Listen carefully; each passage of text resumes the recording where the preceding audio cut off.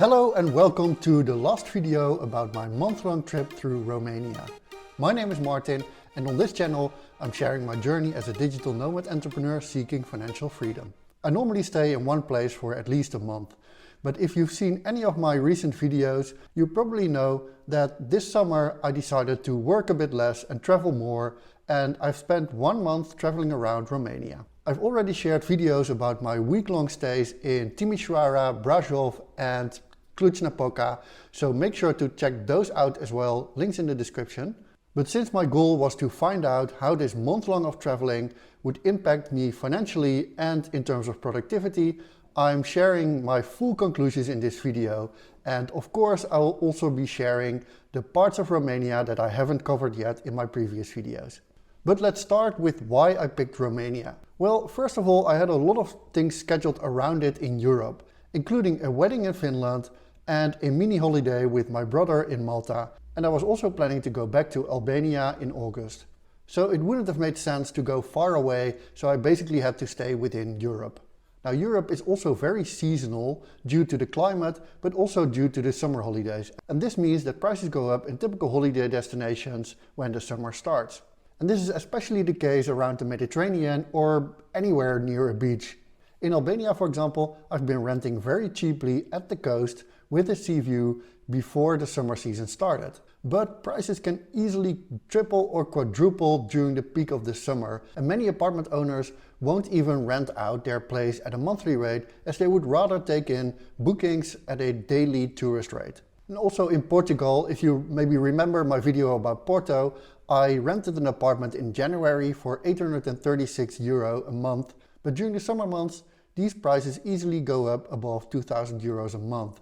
So for me that's a no-no, as these economics simply won't add up. So I looked at alternative places that are also beautiful, I can easily reach by plane and are still fairly priced during the summer months. And this is how I ended up looking at more rural areas in Eastern Europe, and I also remembered that Transylvania had been on my bucket list for a while. I've actually been in Romania before, and those trips have actually triggered me to see more of this beautiful and diverse country, as so far I've only seen parts of the south. When I realized that prices were pretty much within my budget, I was sold and I booked my tickets. Before I go through my itinerary and expenses, here are first a few things about money and paying in Romania.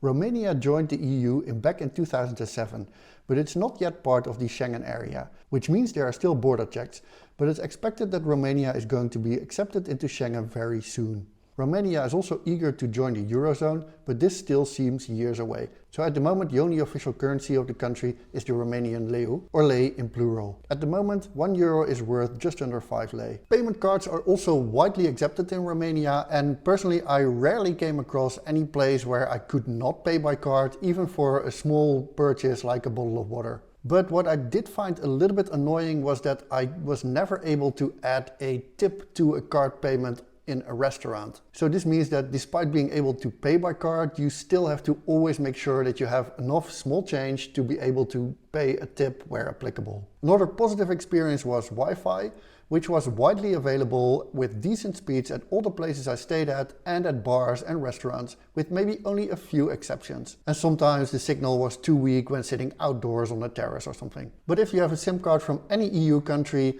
the EU Digital Roaming Agreement lets you use your home phone and your data plan in Romania as well, without any additional charges, as long as you stick to the fair use policies. So these were just a few practicalities. Let's now have a look at my itinerary. I started in Timișoara in the west of the country and stayed there for a full week. From Timișoara I took a domestic flight to Bucharest with the national flag carrier Tarom. In total I spent 5 days in Bucharest, but I interrupted my stay here because I had planned a mini holiday in Malta with my brother. I flew back and forth from Bucharest, so I ended back in the same place so I could continue my month-long trip through Romania. From Bucharest I started my journey through Transylvania, all the way to Cluj-Napoca by train. On this journey I stopped for 2 days in Sinaia, a mountain village and ski resort. Then I spent an entire week in the medieval city Brașov, and I made another 3-day stop in the historic town Sighișoara before spending my final week in Cluj-Napoca. Let's talk money now, starting with the biggest expenses of the entire trip, which are the accommodation costs. In Timișoara, I rented a studio apartment for 119 lei a day. So for the full week I spent 833 lei. In Bucharest, I slept in 2 different hotels. During my first 2 nights, I had a hotel near the train station for easier access to the airport, and this was 378 lei or 189 lei per night. After coming back from Malta, I wanted to stay more central, so I stayed in the Mercure Hotel Itinerary, close to the old town, which was 822 lei or 274 lei per night. So in total I spent 1200 lei for my 5 nights in Bucharest. In Sinaia, I stayed at a cheap guest house for 165 lei per night. So for 2 nights I paid 330 lei. In Brașov I rented an apartment for a full week again, and this was actually the nicest place I've stayed in during my entire month in Romania. It was a little bit more expensive than the other apartments as I paid 191 lei per night, so 335 lei in total. In Sighișoara I stayed in a small studio apartment for 135 lei a night, so for 3 nights I paid 405 lei. And finally, in Cluj, I rented another studio apartment for 154 lei a night, and since I stayed there a full week, I paid 1080 lei. So in total, I spent over 5000 lei on accommodations throughout the month. This is actually not that bad for a full month of traveling, as this is actually less than I paid for 1 month of rent when I was still living in Dublin. So then, let's move on to the transportation cost. In Timișoara, I paid 51 lei for an Uber to the airport, as I simply couldn't manage to figure out the public transport. And I even lost all hope when even the lady at the ticket office had no clue. I don't know when the bus leaves, maybe 5 a.m., maybe 6, I don't know. Well, that doesn't really work when you need to catch a flight. Another remarkable thing was actually that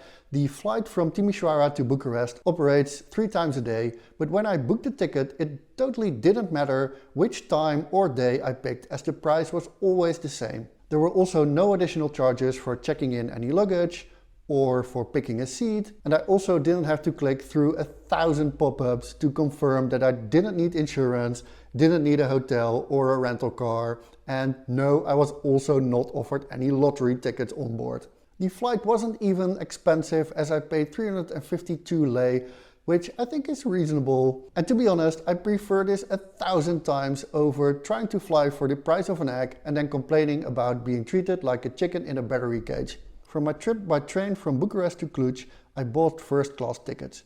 But no matter which class you take, these tickets are very cheap anyway. So in total I paid less than 200 lei for all these tickets together. I spent very little on transportation in the cities I stayed in, as I always stayed very centrally, and I simply prefer walking around, as I believe this is the best way to discover a new city. But I was still surprised by the cheap prices. The train from Otopeni Airport to Bucharest, for example, was just 4 lei. And in Bucharest I paid 25 lei for a 10 journey ticket for the metro, which is also next to nothing. When staying in Brașov, I paid 20 lei for a return ticket to Bran to see the famous Bran Castle, also known as Dracula's Castle. I also spent some money on cable cars. In Brașov there was one going up the hill for nice views over the city. But in Sinaia it went all the way up to a height of 2000 meters, since this is an actual ski resort. From there I had spectacular views over the Bucegi mountains and the ski pistes. For the entire month I spent just over 700 lei on transportation. I also had to eat, so during this month I made many trips to different supermarkets, and in total I spent around 1100 lei on groceries. So here there's also a big difference between traveling full-time and staying in one place full-time. When you constantly travel, you eat out all the time. And when you stay in one place, you eat most of the time at home. So during this month, I tried to find a balance between those two. So how much did I end up spending on eating and drinking out in total? Well, in total I spent 1842 lei on this. I already shared some of the food experiences and prices in my previous videos, so here are some of the highlights of the places I haven't covered yet. In Bucharest I had a bean and pork soup which was served in a bread bowl, which was only 24.5 lei. In Sinaia I had this delicious beef goulash which was 41 lei. In Sighișoara I had this amazing rabbit leg with tarragon sauce and mashed potato for 46.5 lei. I had already tasted ciorba de burta in Timișoara. This is a tripe soup, but despite the awful idea of eating cow stomach, it actually tasted so good that I had another try of it in Sighișoara. Of course, I also had to try some of the street food, like this langos, which is a Hungarian fried flatbread with a choice of toppings. I had the traditional version with sour cream and cheese. And this is a placenta dobrogeana, a traditional apple pie.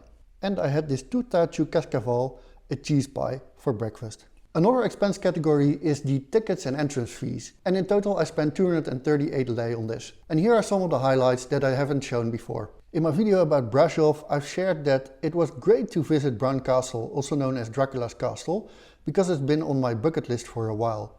But to be honest, I was much more impressed by Peleș Castle in Sinaia, which was simply more sophisticated from both the outside and the inside. The entire building was beautifully decorated and full of artwork on the walls and ceilings, and felt much more like a place that people actually used to live in, as it had still a lot of the original furniture. There were 3 floors that you could visit, but each floor had an entrance fee of 50 lei. So I went for the middle road and only visited the ground floor and first floor. In Sighișoara I bought a ticket which gave entrance to 3 different museums. First there was the History Museum, which was located inside the clock tower. So this was also great for the views over the city.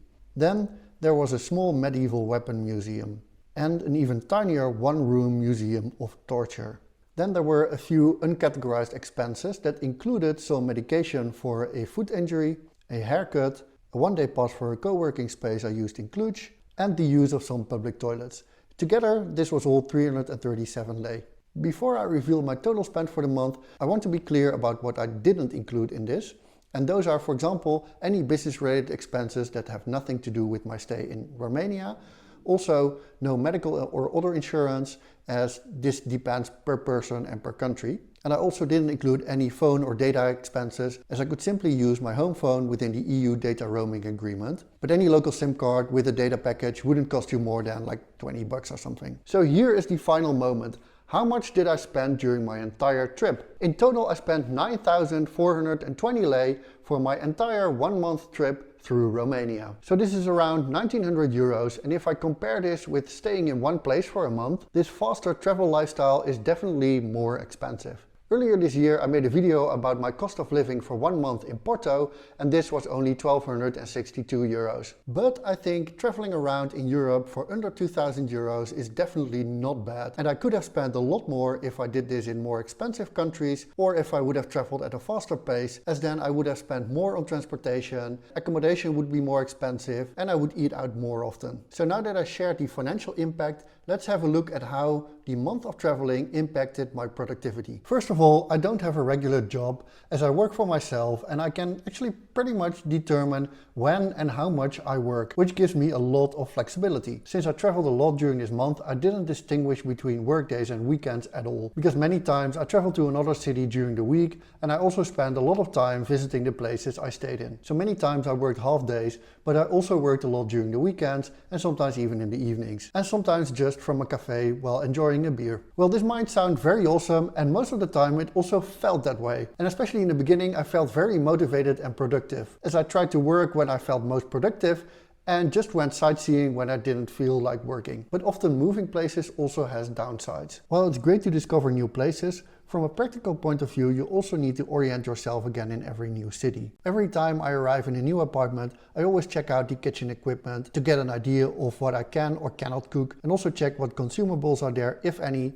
like hand soap, toilet paper, but also cooking oil, herbs, etc. And based on that, I need to think about what I absolutely need to buy, what I want to cook and eat, but I also need to take in mind how long I'm staying in a place. Then I make a shopping list, but this needs to be flexible as well, because in a new city you don't really know what is the best supermarket and what each store does or doesn't have. So I definitely spend more time on this and make more trips to supermarkets than I normally do. In each place I also needed to spend some time doing some research about what to see and do and where to eat, and also make a planning to make sure that everything works out. So I needed to constantly think about a lot of other things apart from my work and normal routines.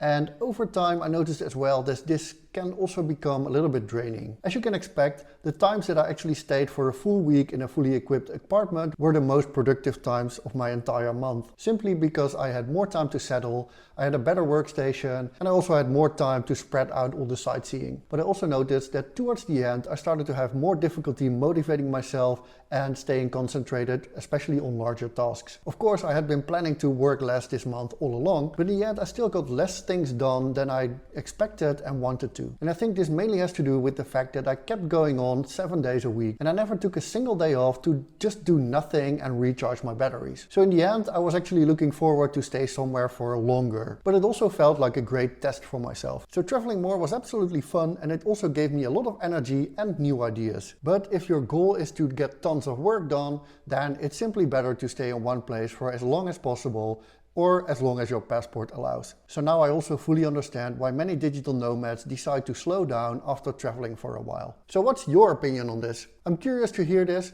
so leave it in the comments below. And if you like this video, please give it a thumbs up and don't forget to subscribe because I have a lot of inspiration for more content. So see you in my next video. Bye!